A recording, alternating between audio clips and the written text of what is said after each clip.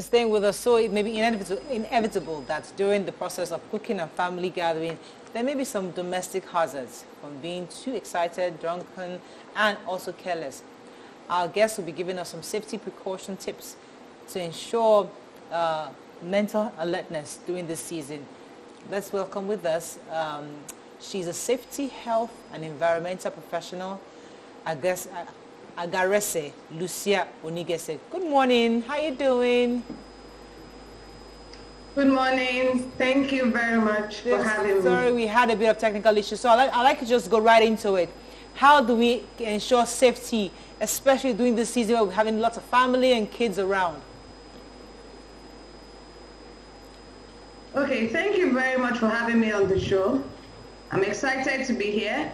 And based on what you just asked, the first most important thing is that we know that the year 2020 has been very challenging, interesting, and dramatic for a lot of us.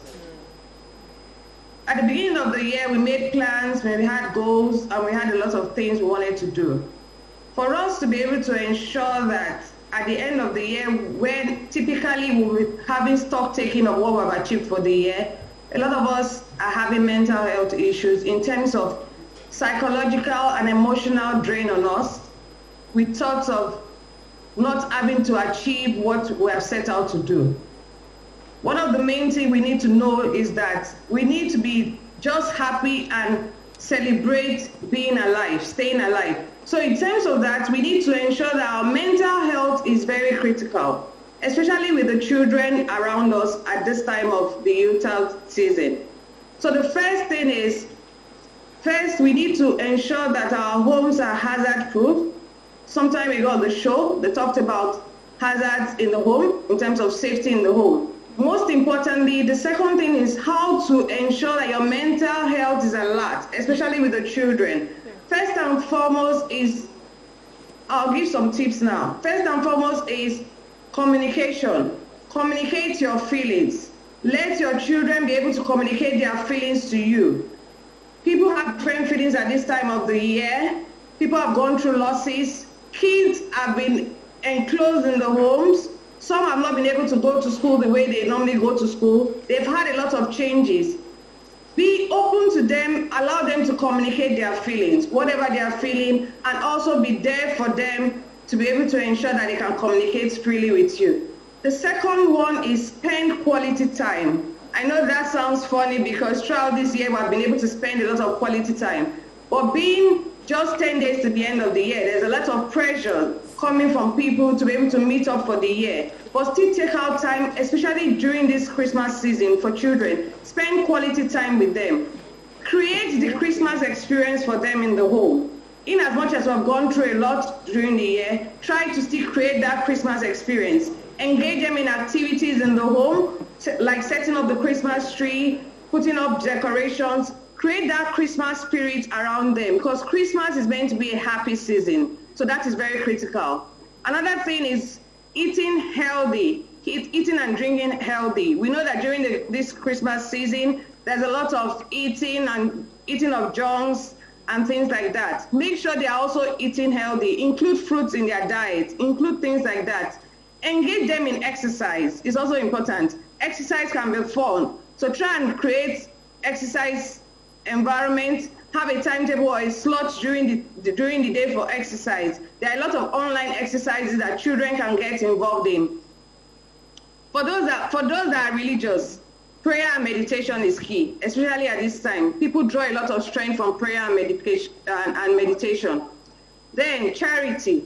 Christmas is a time for sharing. Engage your children when it's time to share. Share to the less privileged. It gives a sense of fulfillment. It also helps the children to know that there are people out there that are not as privileged as they are.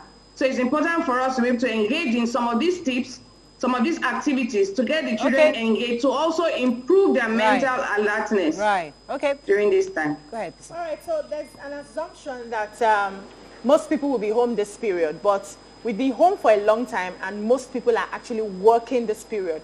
Now, for parents who are going to be very busy this period, how do you keep your children safe when you are going to be working? You're not going to be home to really monitor. What are some of the things that you need to do when you're not there? Okay, some of the things that you need to do when you're not there is also to communicate. I talked about communication. Communication is key. For us, during this year, a lot of us have learned how to communicate online, just like I'm doing right now. So there's a lot of Zoom, there's a lot of FaceTime, even when you're at work. When you're on break time from work, you can take that time to check on your children. That's why I said communication is key. They might be having feelings that you don't know about. So make sure you are open to communication. Spend quality time, even when you are working. Of course, you come back from work. So even before you go to work, ensure that you spend quality time. Create activities for them for the day, even when you are not at home. And I know that parents don't just leave their children without any care or any supervision. So there must be someone at home that has that supervision. There are also family members you can drop your kids with so that they feel that sense of family or embracement during this period. So create activities for them. Give them tasks to do, interesting tasks, not just mundane things like academics. Now they're meant to be on holiday. Let them be able to feel that holiday spirit. Be creative with them. Give them tasks that involves their creativity so that they can express themselves. So you can give them a task and say, before I come back from work, create this. Or what do you want for Christmas? What would you really want during this period? So those are the things we need to do during. Thank you very much, even when we're working.